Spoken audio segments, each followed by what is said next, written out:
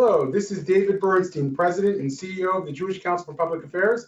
Welcome to this edition of the CRCast, a bi-monthly webcast on Jewish advocacy and community relations issues for the Jewish Community Relations Network. We're so delighted to have you with us today, and we're really excited about our program with Fred Teng, who is the president of the America-China Public Affairs Institute and a friend of JCPA. And we're really honored that you're going to spend some time with us to talk about China-U.S. relations and the Chinese-American community. Thank you, Fred. Thank you for having me. Yeah, so I have some questions for you, and we're also look forward to getting some questions from our viewers. So if you have any, please let us know, and we will try to get to them. But in the meantime, let's start with your organization. Tell us about your organization, what you do, what the mission is. Sure. American-China Public Affairs Institute is a nonprofit organization. We are 501c3. We focus on education. Two of our goals. One is to improve United States and China's relations. The other is to strengthen Chinese Americans' position in the United States. Okay, great. So speaking of the latter, strengthening the Chinese American community in the United States, tell us about the Chinese American community. How many are you? Where do you live? Where are the greatest concentrations? Sure. I mean, the Chinese American community, very much like Jewish community, we come from thousands of years of history. We are here in the United States. There's 3.8 million Chinese Americans in the United States. By far, outside of Asia, this is the largest group of Chinese Americans. The other two is Thailand and Malaysia, I think Asia, outside of China. So it is a large group, but about 49–50% of the Chinese Americans are in New York, Los Angeles, and San Francisco. We're also in large cities such as Seattle, Houston, Chicago, Atlanta, Philadelphia, Boston, and so forth. You know, so many of the bigger cities. Bigger cities, right. So what would you say is the biggest priority of the Chinese American community today? What are some of the issues that Chinese Americans and your organization in particular are fighting for? Well, I think as a whole in the community, and there are different stages of the Chinese American who are in the United States today. I think for the recent immigrants, their priority is livelihood. I think for parents with young children, the priority is education for their young children, getting a better education or the best education they can get. For others, in terms of doing business and so forth. But also, actually, Chinese Americans are also, a very high number of them are uninsured or lack of access to healthcare. But I think the single most important issue for Chinese Americans facing in the United States today is racism. So describe that. How do Chinese Americans face racism? In what ways? Well, I think that, first of all, you know, people looking at Chinese Americans, I think not different from Jewish Americans facing in the early 50s, is that they doubt our loyalty to the country. A recent case, Miss Shirley Chang, who works for the National Weather Bureau, and she was arrested.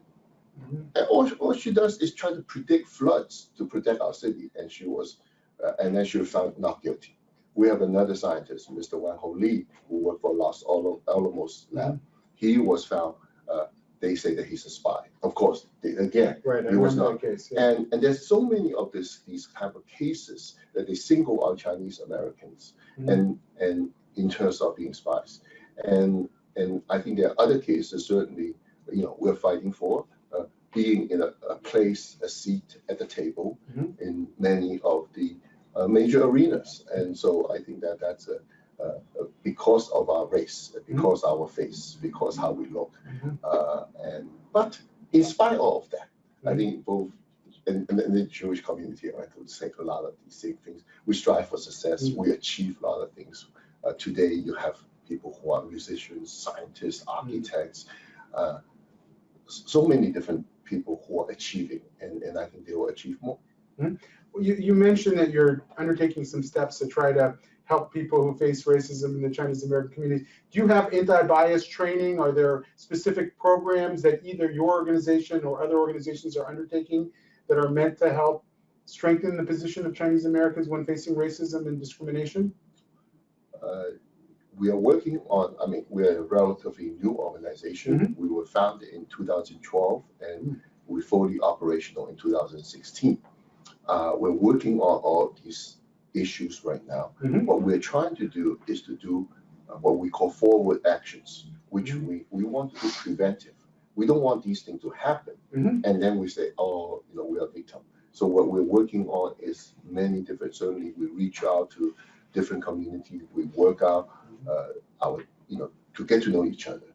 We work with the police, we work with different people so that we have a better understanding of each other to avoid any of that unhappy incidents to be happen in the future. So you're not the only Chinese American organization. I know I've worked with the Organization of Chinese Americans over the years. Tell me about some of the broader landscape. What are some of the other organizations? Sure. I mean, I was president of two of the Chinese organization Chinese Americans chapters, and I served on the national board before. Of which ones? Westchester and New York. Of Organization of Chinese Americans? OCA in New York, OCA Westchester, and I also serve on the national board. And like those are, I would say, social networking organizations. They're all over the United States. They are also social service and community service organization to serve the immigrant. I was the president of the Chinese American Planning Council, by far is the largest Asian nonprofit organization in the United States. I think their budget is about over 200 million a year now. When we were there, we were at 25 million. It was really big already. We have faith-based organization in different faiths, Catholic, Protestants, Buddhism. They have organizations, cultural organizations, as well as Chinese language media, which becomes a very important part of the linkage between the Chinese people here and understanding what's going on back in the country, China. Now you even see some English publications that's reporting on China as well, because they just lack of that information in the United States. So I was struck that you mentioned some issues that are facing the community, but you didn't mention the issue of immigration. Is immigration and immigrant rights on your agenda as well? Yes, I mean, immigration is an issue, especially for those who are maybe studying here and they want to stay in the United States. Second is for families who want to reunite with their families. To me, it's like a lot of these issues, whether it's immigration, whether it's getting a livelihood, whether it's achieved, whether it's all these things we can resolve within ourselves. But racism is not something we can combat That's because it's coming from the outside. Right. Yes. Right. Interesting. So, you know, your organization is very involved, and I know you're personally very involved in Chinese American relations, and these seem to be a very interesting, challenging time in U.S.-China relations. How do you assess them currently? Maybe I'm editorializing too much. How do you assess them currently, and how are they playing out? First of all, I want to give thanks to the Jewish community, specifically JCRC, one of your JCRC in New York. I think I learned for the last 30 years from Michael Miller, and I was able to go to Israel twice to see for myself, and I hope to bring Jewish leaders to go to China as well. Sign me up. And we will be doing that. And certainly from that, I get to know many of the Jewish organizations, APAC, AJC, UJA. I mean, so I think as a person, I think even among Jewish groups, I think I'm the most active among all the Jewish organizations. And I know a lot of your leaders. And I think that I've learned from them, and even my organization. I've given this thought for about 15 years before I launched my organization. I said, and we always, within our community, we always think, why can't we do like what the Jewish people have done? Why are we doing? So we think we're in disarray, but apparently you don't. Well, well, for me, as someone who knows the Jewish community, I understand the dynamics within the community as well as the unity when it's confronted with outside adversities. So we can see that, and we can certainly appreciate the diversity. Meaning even within the national JCRC, one thing with the annual report is that there is a dissenting opinion. Even when you vote on things, you also show a dissenting opinion, because certain organization cannot. So these are the things I have learned over the years. So our organization is like JCPA, we're on a national level, we're working with legislators, we're trying to give them educations and so forth. And on the local level, since I learned from you guys, we're forming state committees called CCRC, Chinese Community Relations Council. Great. And I told our colleagues, I said, the Chinese Community Relations Council, our job is not Chinese talking to Chinese. It's about Chinese community talking to outside of the group. We're working with the Jewish groups. We're working with African American group. We're with the Hispanic group or the Catholic Church or others, large groups to get to know each other and work with each other. Yeah. So how does the Chinese American community vote? Is there specific data on that?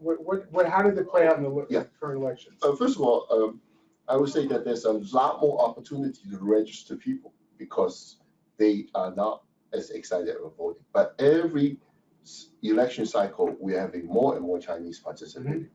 I would say that back from the 80s, 70s, more Chinese are Republicans. But over the years, I think more and more they become Democrats. Is that a generational dynamic among younger versus older Chinese Americans? I think generational dynamic is one thing. The party's posture is also another factor. Right. I think with President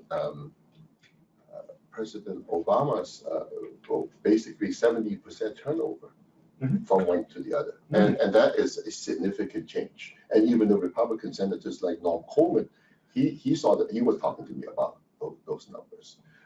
I think Chinese are more. They do want to have less government involvement or infringing upon their freedom, but they also want to have more independence actually. But I think right now it depends on the party that's welcoming them. The other reason that Chinese Americans, the lack of the enthusiasm, is we still do not have as many candidates yet. I think that while yes, Chinese Americans should vote for all office, but if they can see one of their own, they get more excited and they get more motivated into moving to vote. Do you have any active efforts to try to get more Chinese Americans to run for office? Yes. Well, first of all, I ran in 1991 for city council myself as one of the very, very first Chinese American. I failed the election, but I hope that and then as a result, 10 years later, we did have a Chinese American who won city council, is John Liu. Eventually, he becomes city controller. We need to have different waves, and we need to take some lead, and we need to, sometimes it's successful, sometimes it's not. But the other is, yes, you asked about we would like to hold campaign management courses to teach our community, first of all, how to run an effective campaign. Secondly, is how to do it right, how to do the requirements of election laws, to do it legally, to do it within the boundary. And then that way we can start to having a hope to winning elections. Something we might consider doing together someday. Sure. Absolutely. So I want to poke a little bit more on generational dynamics. Immigrant communities always have interesting generational dynamics. The Jewish community has been no exception. What kind of division do you see among first, second, third generation, among younger Chinese Americans versus older Chinese Americans? How does that play out in your community? This is a very interesting question because when I was in the 1990s, I was with AT&T in charge of the Asian markets, and we divide the markets into Chinese, Korean, Japanese, Vietnamese, Filipino, and Indians. But that segmentation was wrong. I was telling them the slice of life is more. So what I'm saying is that a Chinese American grocery shop owner probably have more common with a Jewish American store owner. Right. And their second generation, if they're working in the financial industry, a Jewish American young lady maybe have more common with a Chinese American young lady who works in the banking industry because they have similar industries, similar age groups, similar and so forth. So I think that is really cutting through a different slice of life in terms of what they certainly, as you understand, the generational, there's differences, and each generation they always want avoid changes or very uncomfortable with changes. But changes, it's there. It's very natural. Is the second generation retaining the language? I think yes and no. It certainly is harder if they're living outside of the Chinatown community because the time to practice. But today is very different because more and more high school is offering Chinese language classes, not for the Chinese students, for all the students, because the parents are thinking that they want their children to learn Chinese because that will be an important language when they grow up. Look, our president's granddaughter is learning Chinese. So that tells you something about the language because China is getting very strong and most people think that it will be to their advantage to understand the language. So now let's now segue then into China and to the relationship with China. I think I said earlier, these are challenging times. The president of the United States has a very particular attitude toward China. How do you think that that's playing out in U.S.-Chinese relations? How is it being understood by Chinese Americans? But let me start with the first. How would you assess U.S.-China relations right now in these particular times? Well, we have an unprecedented presidency, and I think that I do agree with a few things in terms of the president does, and certain things it's just the way he does it, and I think that he. In terms of his changes and so forth, maybe he has a strategy of he feels that's how he can get things done. But some of it is, from our layman's perspective, it doesn't seem too logical. I think the Chinese and United States relationship is fine. What we hear is only the problems. We don't hear things that's going well. There are a few companies that did not attain their success in China and they're complaining. But there are thousands and thousands of companies who are very, very successful. I mean, if you go to China, Starbucks, McDonald's, Kentucky Fried Chicken, you will see General Motors, because after they went bankruptcy, because of the China operation, will bring them back from bankruptcy because of the profits from China that were helping them. Right now, GE, Cisco, a lot of companies are working with China and they're having success. But when they have a success, they do not complain. Only the few companies who are not successful. I think that in terms of President Trump, right now, in terms of his tariffs and so forth, we're making a lot of countries unhappy. It's not about the United States and China. It's about Canada and Mexico and I don't know who else. That's probably not good for our country. I think that China is they're very adamant about not having a trade war. So they continue to engage the United States, even at the worst times.